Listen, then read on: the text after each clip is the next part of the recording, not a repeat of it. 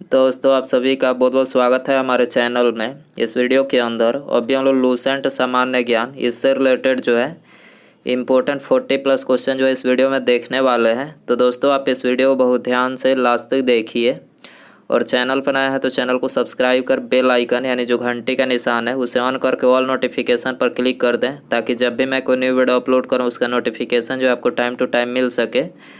तो चलिए शुरू करते हैं। देखिए यहाँ पर हमारा पहला क्वेश्चन दिया गया है, काजीरंगा राष्ट्रीय उद्यान किसके लिए प्रसिद्ध है। तो देखिए ये काफ़ी इजी क्वेश्चन है और ये काफ़ी बार एग्जाम में क्वेश्चन पूछा जा चुका है। तो काजीरंगा जो राष्ट्रीय उद्यान है तो ये एक सींग वाला गेंडा के लिए प्रसिद्ध है। आपको याद रखना है, काजीरंगा राष्ट्रीय उद्यान एक सींग वाला गेंडा के लिए प्रसिद्ध है।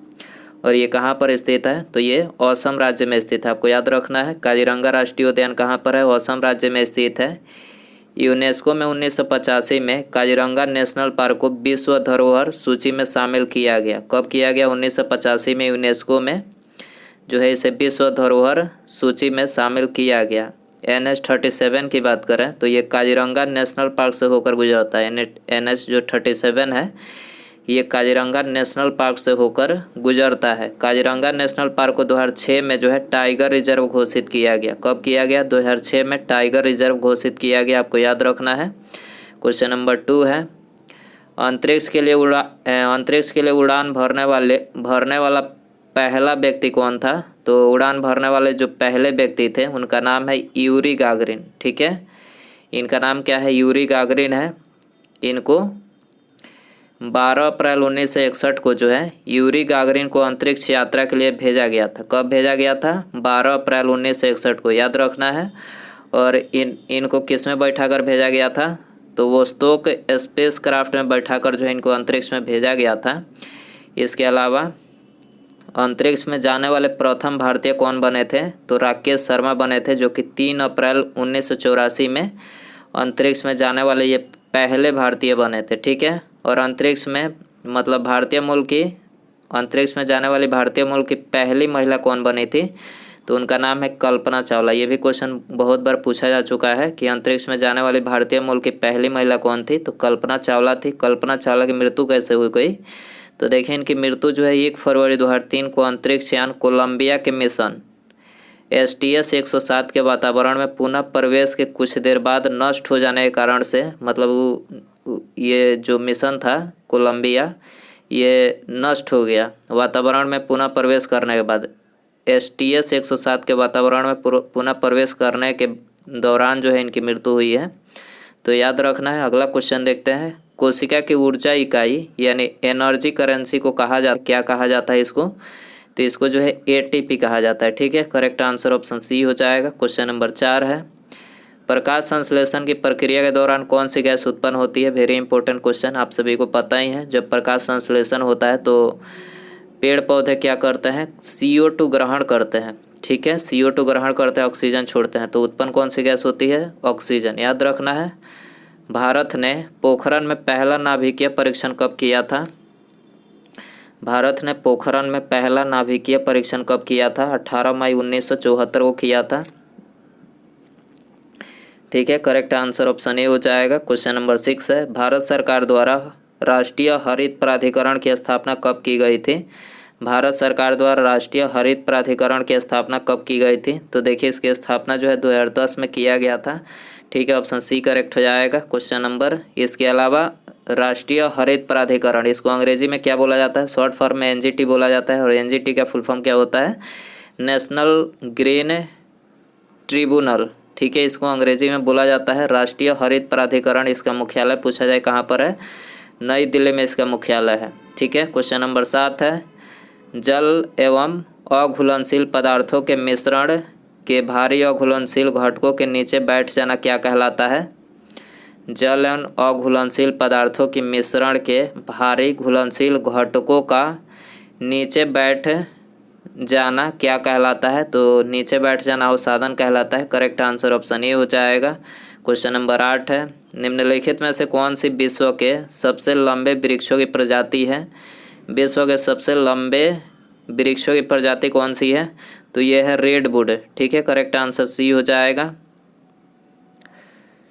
क्वेश्चन नंबर 9 है ESS एक कंप्यूटर आधारित प्रणाली है जो उपयोगकर्ताओं को उद्यमिता संबंधी आंकड़ों को रूपांतरित करने में सक्षम बनाती है। ESS का पूर्ण रूप क्या है? तो देखिए इसका जो पूर्ण रूप है वो है एग्जीक्यूटिव स्पोर्ट्स सिस्टम।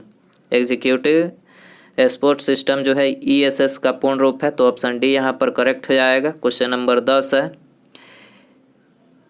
एंटोमोफिली परागन इनमें से किसकी मदद से होता है? तो ये जो होता है कीट की मदद से। ठीक है, करेक्ट आंसर ऑप्शन ए हो जाएगा। क्वेश्चन नंबर 11 है प्रकृति में पाए जाने वाले धातु यौगिक को क्या कहा जाता है? प्रकृति में पाए जाने वाले धातु यौगिक को क्या कहा जाता है? तो देखिए इसको जो है खनिज कहा जाता है। करेक्ट आंसर ऑप्शन ए हो जाएगा। झेलम का युद्ध किसने जीता? झेलम का युद्ध किसने जीता? सिकंदर ने जीता। करेक्ट आंसर ऑप्शन सी हो जाएगा। झेलम की बात करें तो झेलम का युद्ध जो है इसको हाइडेस्पिज युद्ध के नाम से भी जाना जाता है। हाइडेस्पिज, ठीक है, याद रखना है, इस नाम से जाना जाता है। हाइडेस्पिज का युद्ध कब हुआ था? 326 BC में हुआ था। ठीक है, हाइडेस्पिज के युद्ध में सिकंदर ने राजा पोरस को पराजित किया था। सिकंदर के आक्रमण के समय भारत में 28 गणराज्य का जो है उल्लेख मिलता है। ठीक है, जिस टाइम पर सिकंदर आक्रमण किया था उस समय भारत में 28 गणराज्य का उल्लेख मिलता है। सिकंदर जो था ये भारत में 19 माह तक जो है निवास किया था। याद रखना है 19 माह तक। प्रधानमंत्री मुद्रा योजना की किशोर श्रेणी के संबंध में इनमें से कौन सा कथन सत्य है? मुद्रा योजना के संबंध में, किशोर श्रेणी के संबंध में आपको बताना है इनमें से कौन सा कथन सत्य है। तो देखिए यहाँ पर दूसरा कथन सत्य है। छोटे कारोबारियों को 50,000 से लेकर 5 लाख तक का ऋण जो है ये मतलब इस करेक्ट है। क्वेश्चन नंबर 14 है भारतीय संविधान के किस अनुच्छेद में सार्वभौमिक वयस्क मताधिकार का प्रावधान दिया गया है? सार्वभौमिक वयस्क मताधिकार किस में दिया गया है? तो ये दिया गया है ऑप्शन डी में 326 में दिया गया है। डी आंसर हो जाएगा।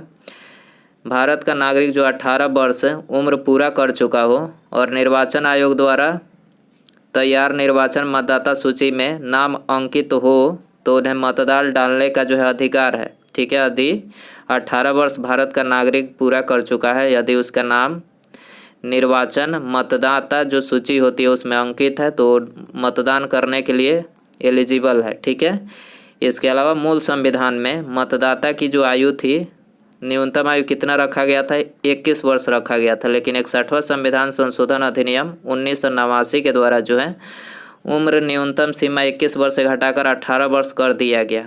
ठीक है, ये फैक्ट है। इसके अलावा संविधान का जो अनुच्छेद 326 है इसका संबंध लोकसभा और राज्यों की विधानसभाओं के लिए निर्वाचन का वयस्क मताधिकार के आधार पर करने से है। तो ये भी बातें आपको याद रखनी है। अगला क्वेश्चन देखते हैं भारतीय वायुसेना की स्थापना कब की गई थी? Very important question. भारतीय वायुसेना इसकी स्थापना 8 अक्टूबर 1932 को किया गया था। ऑप्शन बी करेक्ट हो जाएगा। इसके अलावा यहाँ पर हमने महत्वपूर्ण संगठन, स्थापना वर्ष और मुख्यालय के नाम लिखे हैं। तो देखिए यहाँ पर पहला दिया गया असम राइफल। तो असम राइफल की स्थापना जो है 1935 में की गई थी। मुख्यालय शिलांग में है। केंद्रीय रिजर्व पुलिस बल CRPF की बात करें तो देखिए इसकी स्थापना 1939 में, मुख्यालय नई दिल्ली में है। होमगार्ड की बात करें तो 1946 में इसकी स्थापना की गई थी। और आप सभी को पता ही है कि इसका मुख्यालय जो है विभिन्न राज्यों में है। NCC की बात करें तो इसकी स्थापना 1948 में, मुख्यालय नई दिल्ली में है। ITBP की बात करें तो 1962 में इसकी स्थापना की गई थी, मुख्यालय नई दिल्ली में है। BSF 1965 में, इसका भी मुख्यालय नई दिल्ली में। NSG 1986 में स्थापना, इसका भी मुख्यालय नई दिल्ली में। RAF 1992 में इसकी स्थापना की गई थी, ये भी नई दिल्ली में इसका मुख्यालय है। ठीक है, अगला क्वेश्चन देखते हैं। डैश भारत का एकमात्र राज्य है जहां संगाई हिरण पाए जाते हैं। संगाई हिरण कहाँ पाए जाते हैं? तो देखिए ये पाए जाते हैं मणिपुर में। ठीक है, तो ऑप्शन बी यहाँ पर करेक्ट हो जाएगा। भारत के प्रधानमंत्री द्वारा राष्ट्रीय कौशल विकास मिशन का शुभारंभ कब किया गया? वेरी इंपॉर्टेंट क्वेश्चन है। भारत के प्रधानमंत्री के द्वारा राष्ट्रीय कौशल विकास मिशन, इसका शुभारंभ जो है कब किया गया? 2015 में। ठीक है, 2015 में किया गया। करेक्ट आंसर ऑप्शन सी हो जाएगा। The journal of employment, interest and money the general theory of employment interest and money नामक पुस्तक के लेखक कौन है? तो देखिए इस पुस्तक को जो है जॉन मेनार्ड किन्स ने लिखा है। ठीक है, जॉन मेनार्ड किन्स ने लिखा है। ऑप्शन ए करेक्ट हो जाएगा। फ्रिज का पानी पीने से कौन सी बीमारी होती है? तो देखिए फ्रिज का पानी पीने से जो है कब्ज होता है। ऑप्शन डी करेक्ट हो जाएगा। बाबर ने इब्राहिम लोदी को किस लड़ाई में हराया था? बाबर ने इब्राहिम लोदी को किस लड़ाई में हराया था? तो पानीपत की लड़ाई में हराया था। ठीक है, ऑप्शन बी करेक्ट हो जाएगा। क्वेश्चन नंबर 21 है, निम्नलिखित में से कौन लोकसभा के पूर्ण प्राधिकार का प्रतिनिधित्व करता है? निम्नलिखित में से कौन लोकसभा के पूर्ण प्राधिकार का प्रतिनिधित्व करता है? कौन करता है? तो ये स्पीकर करते हैं। करेक्ट आंसर बी हो जाएगा। 22 है, निम्नलिखित में से किस वर्ष में महारानी विक्टोरिया की उद्घोषणा में यह ऐलान किया गया था कि इसके बाद से भारत ब्रिटिश राज द्वारा और उनके नाम पर एक राज्य सचिव के माध्यम से शासित होगा? तो ये किस वर्ष ये ऐलान किया गया था? तो ये 1858 में ऐलान किया गया था। ठीक है, महारानी विक्टोरिया के द्वारा। ठीक है, तो ऑप्शन ए करेक्ट हो जाएगा। सिपाही विद्रोह या ब्रिटिश शासन के विरुद्ध आज़ादी की पहली लड़ाई किस वर्ष में हुई थी? तो आज़ादी की जो पहली लड़ाई हुई थी 1857 में हुई थी। ऑप्शन डी करेक्ट हो जाएगा। क्वेश्चन नंबर 24 है, भूमि पर स्थित विश्व का सबसे ऊंचा जलप्रपात कौन सा है? भूमि पर स्थित विश्व का सबसे ऊंचा जलप्रपात कौन सा है? तो सबसे ऊंचा जो जलप्रपात है एंजल जलप्रपात है। करेक्ट आंसर ये हो जाएगा। 25 है, निम्नलिखित में से कौन सा राष्ट्र द्वितीय विश्व युद्ध में धुरी शक्तियों का हिस्सा था? कौन सा राष्ट्र द्वितीय विश्व युद्ध में धुरी शक्तियों का हिस्सा था? तो ये था जर्मनी। ठीक है, जर्मनी था। ऑप्शन बी करेक्ट हो जाएगा। 26 है, भारतीय संविधान के किस अनुच्छेद में यह उल्लेखित है कि राज्य न्यायपालिका को लोक सेवाओं में कार्यरत कार्यपालिका से पृथक करने हेतु कदम उठाएगा? तो ये कौन से अनुच्छेद में उल्लेखित है? तो देखिए अनुच्छेद 50 में उल्लेखित है कि राज्य न्यायपालिका को लोक सेवाओं में कार्यरत कार्यपालिका से पृथक करने हेतु कदम उठाएगा। तो ऑप्शन बी यहाँ पर करेक्ट हो जाएगा। दोस्तों वीडियो पसंद आ रहा है तो प्लीज़ वीडियो को लाइक करें, अपने दोस्तों में शेयर कर दें और चैनल पर नया है तो चैनल को सब्सक्राइब करके बेल आइकन प्रेस करें ताकि जब भी मैं कोई नई वीडियो अपलोड करूं उसका नोटिफिकेशन मिले आपको।